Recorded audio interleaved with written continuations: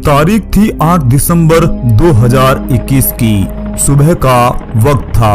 देश के पहले सीडीएस यानी chief of defence staff general Bipin Rawat अपनी पत्नी और सेना के अधिकारियों के साथ सुबह दिल्ली से एयरफोर्स के स्पेशल हेलीकॉप्टर Mi-17 में बैठे थे और ये समय था 8:47 का।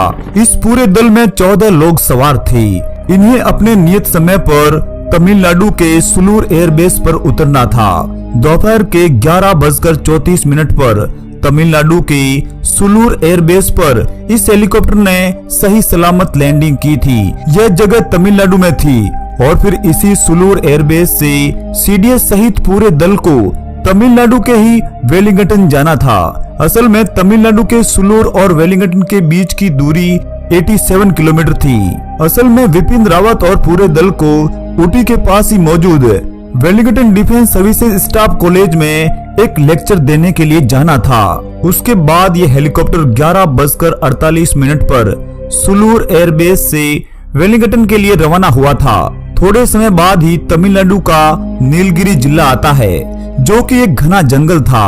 सीडीएस रावत सहित पूरा दल अपने नियत स्थान वेलिंगटन से करीब 10 किलोमीटर की दूरी पर थे और ये जगह थी कन्नूर। यह पूरा दल कुछ समझ पाता उससे पहले ही हेलीकॉप्टर में आग लग गई थी और फिर आसमान से अचानक नीचे जंगलों में यह हेलीकॉप्टर गिर गया था। इस वक्त दोपहर के करीब 12 और 12:30 के बीच का समय था। मौसम की खराबी के चलते यह हेलीकॉप्टर क्रैश हो गया था। जंगल में आग को देखकर स्थानीय लोग भी समय पर पहुंच गए थे। जहां पर यह हादसा हुआ था वहां पास में ही रहने वाले कुमार नाम के एक युवक ने हेलीकॉप्टर को दुर्घटनाग्रस्त होते हुए देखा था। द न्यूज मिनट्स की रिपोर्ट के मुताबिक हेलीकॉप्टर नानजप्पन चतीराम इलाके के कटेरी पार्क में दुर्घटनाग्रस्त हुआ था। जमीन पर मौजूद एक प्रत्यक्षदर्शी ने एक तेज आवाज सुनी और फिर उसके बाद एक हेलीकॉप्टर को आसमान से ही जलती हुई लपटों में देखा था और फिर उसके बाद देखा कि 3 से 4 लोग हेलीकॉप्टर से जलते हुए गिर रहे थे। तब तक भारी संख्या में भीड़ भी इकट्ठा हो गई थी और फिर उन ग्रामीणों ने कंबल और रजाई के जरिए जले हुए लोगों को इकट्ठा किया था। इस तरह इस दुखद हादसे के चलते हेलीकॉप्टर में सवार 14 लोगों में से 13 लोग जलकर शहीद हो गए थे। सीडीएस बिपिन रावत भारत के पहले रक्षा प्रमुख थे, जिनका जन्म 16 मार्च 1958 को पूरी गढ़वाल में हुआ था। असल में वे उत्तराखंड जिले के राजपूत थे। रावत का मतलब होता है एक मिलिट्री टाइटल जो उस समय विभिन्न राजपूत शासकों को दिए गए थे। इनके पिता का नाम था लक्ष्मण सिंह जी रावत।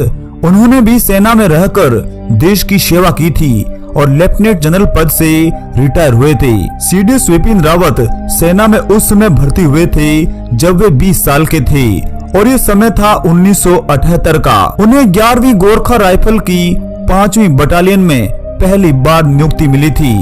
नियुक्ति के लिए राज्य मिला था मिजोरम। उनके साथियों का कहना था कि वे एक सच्चे देशभक्त थे।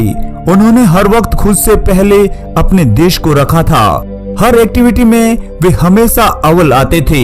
इस तरह देश का एक सच्चा सपूत देश के लिए ही शहीद हो गया था। दोस्तों, यूनिक डिस्कवरी टीम शहीद सीडीएस बिपिन रावत और उनकी पत्नी सहित पूरे दल को सच्ची श्रद्धांजलि देता है। जय हिंद, वंदे मातरम।